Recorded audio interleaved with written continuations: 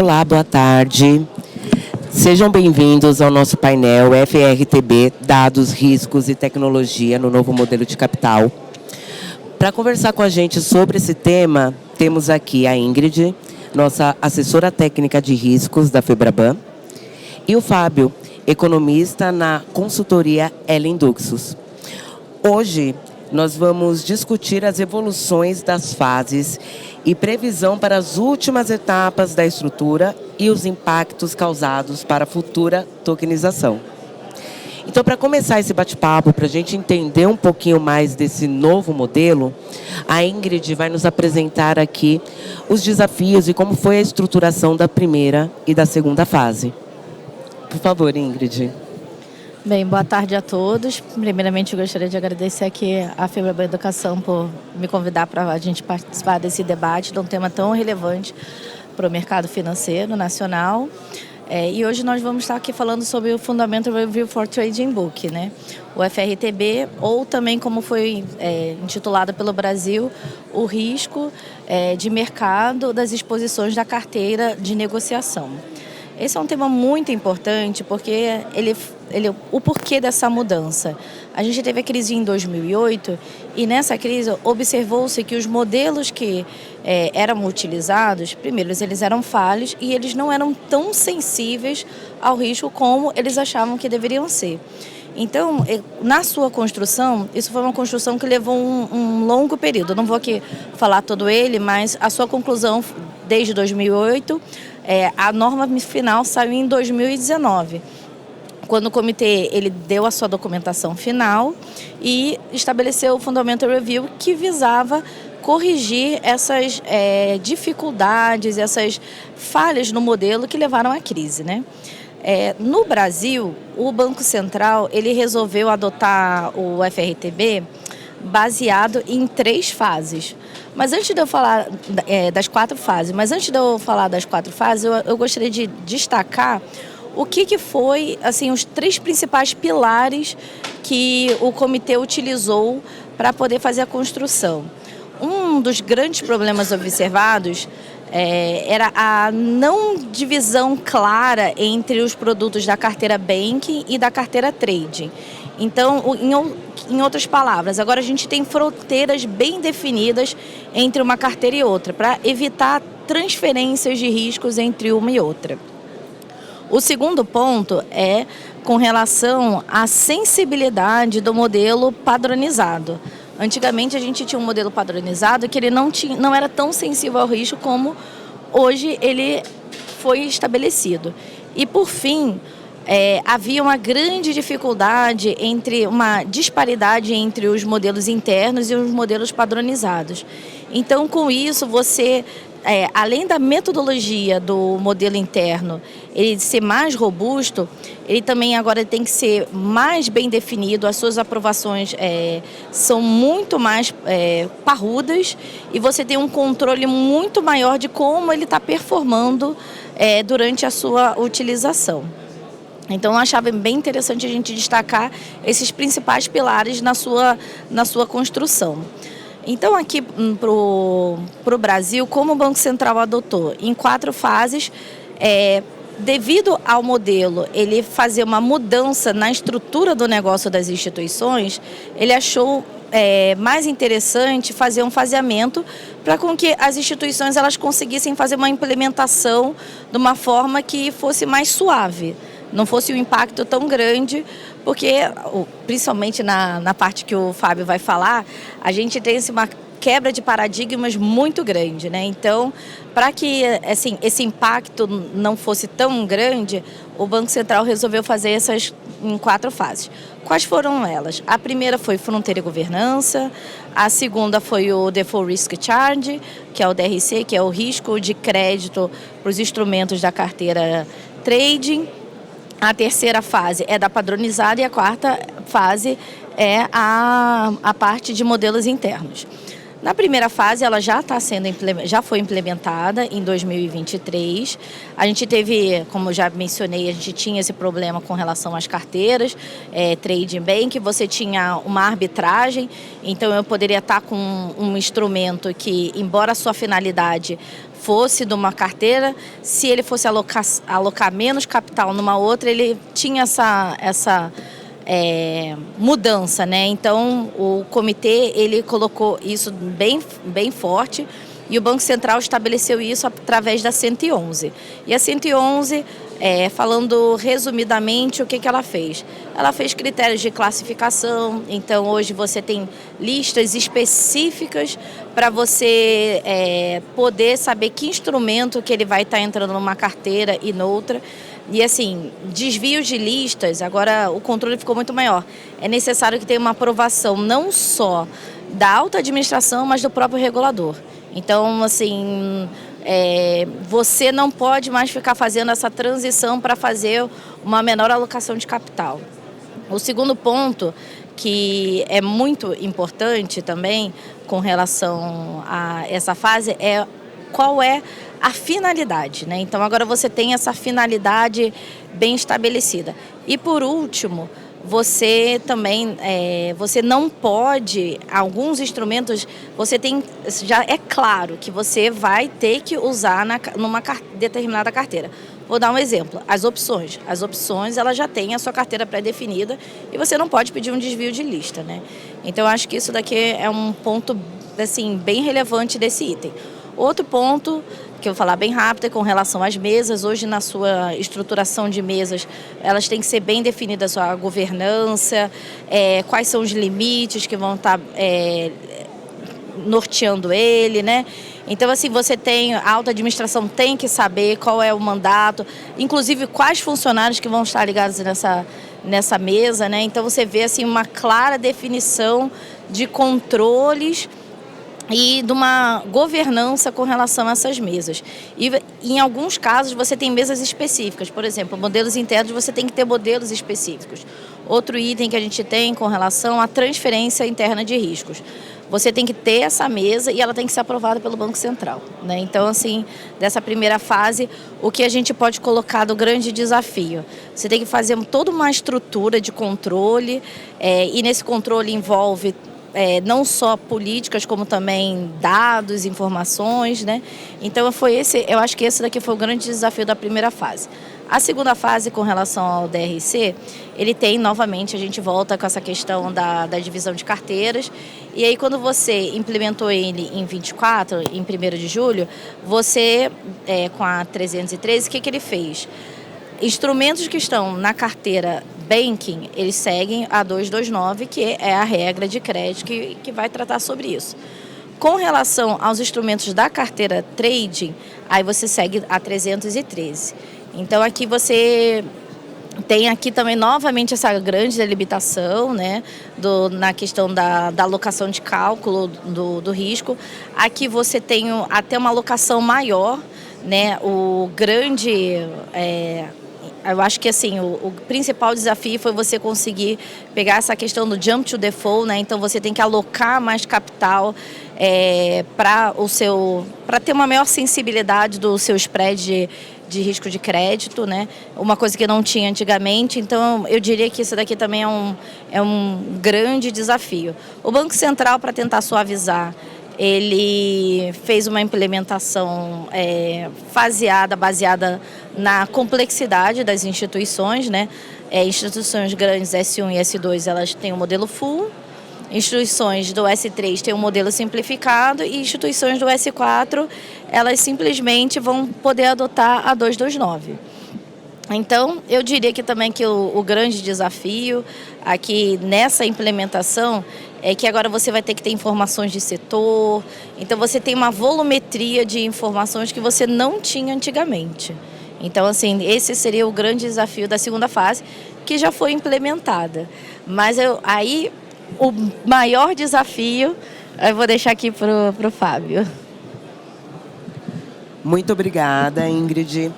Fábio, Conta pra gente, quais são os principais desafios da terceira fase? Acho que todo mundo agora que tem já conhece um pouco dessa composição da primeira e da segunda fase, ficou com essa pergunta em mente aqui. Então, você pode esclarecer pra gente, por favor? Eu posso sim.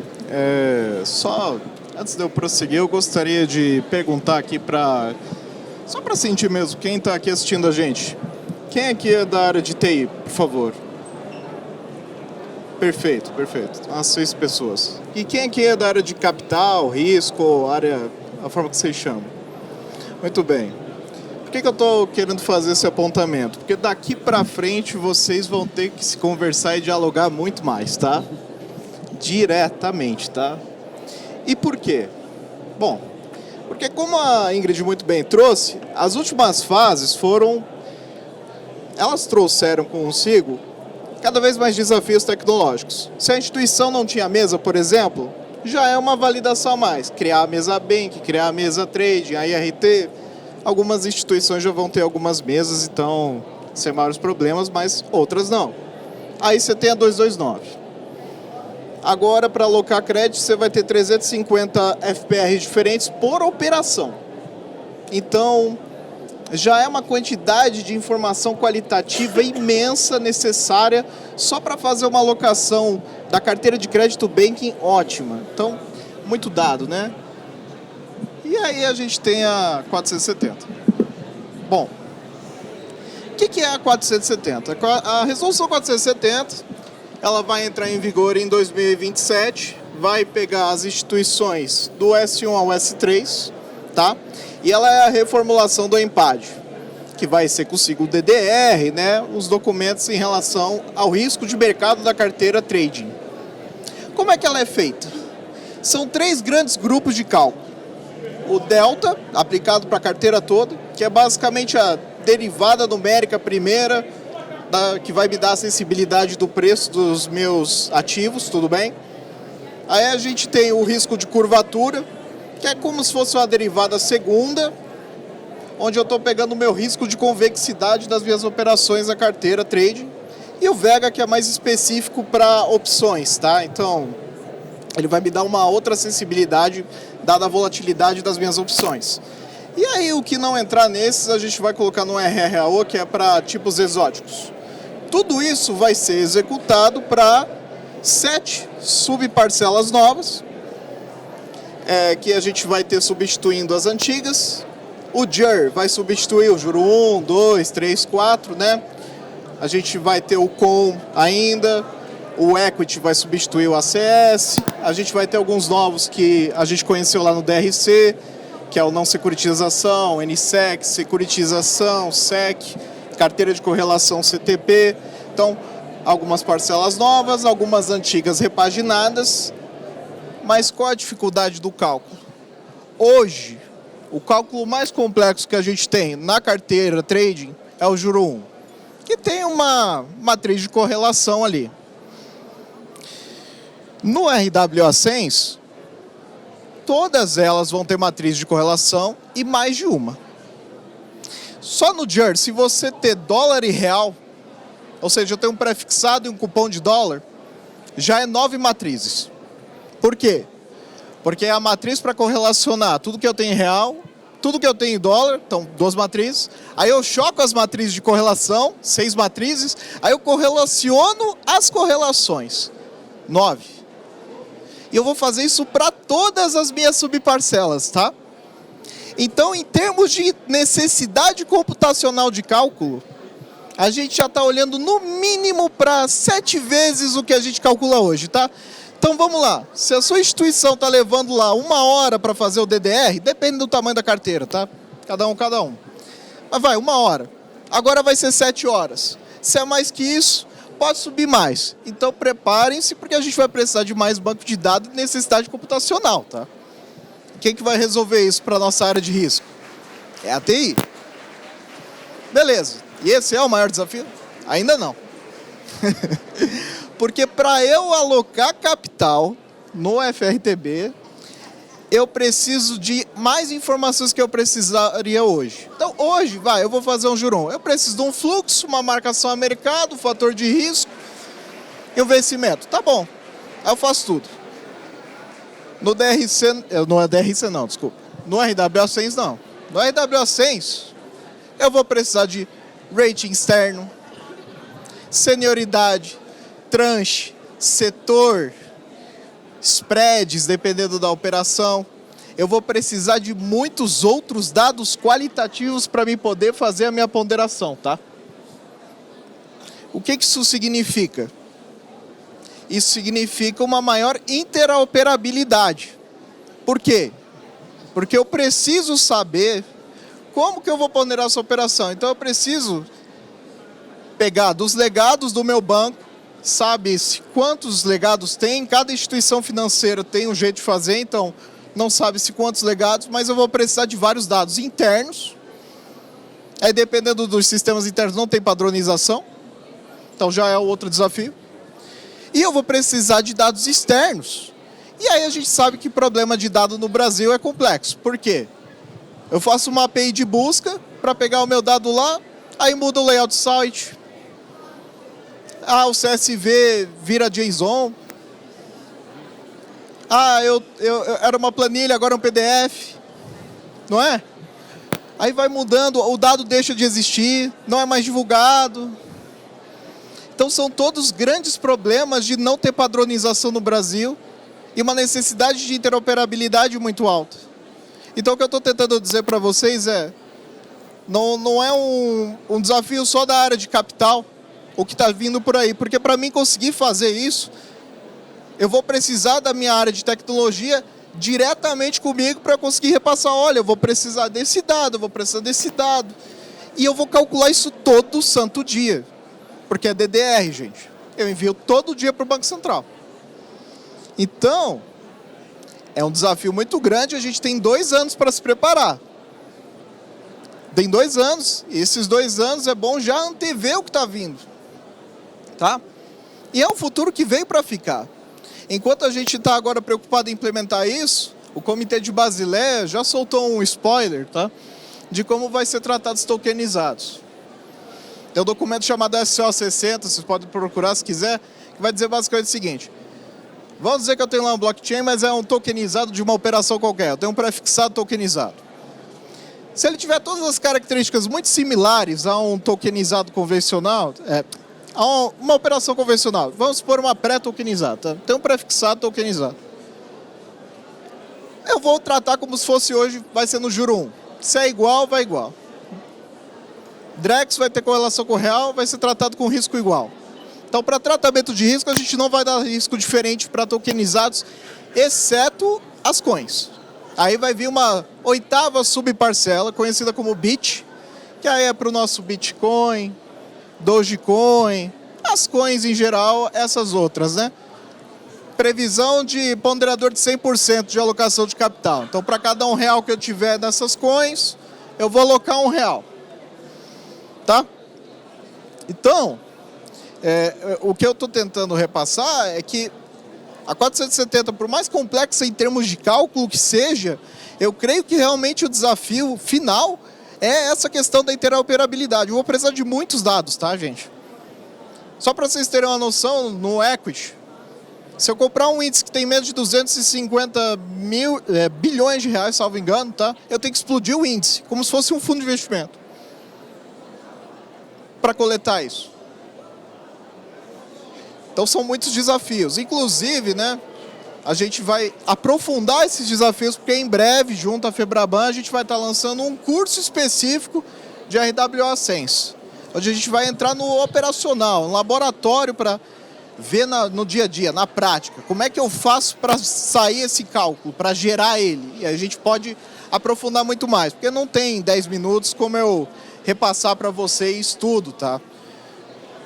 Na consulta pública 102 já tinha quase 100 páginas, né?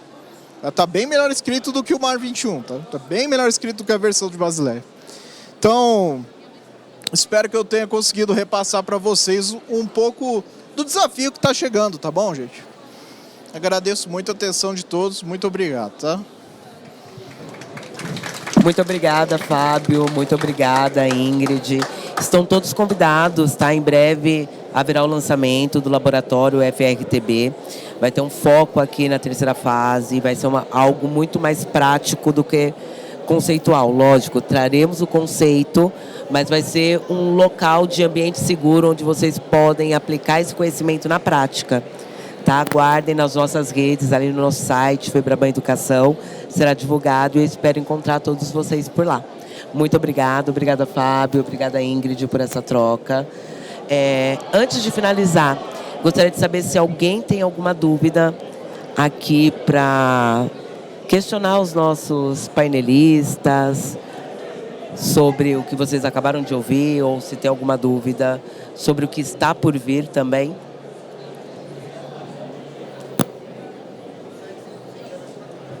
Não? Então, muito obrigada pela participação, muito obrigada a todos, né? Espero encontrar vocês na Febraban Educação, no laboratório FRTB. Obrigada. Obrigada, Gisele. Obrigada a todos. E obrigada, Fábio, também. Imagina, muito obrigado, gente. Obrigado.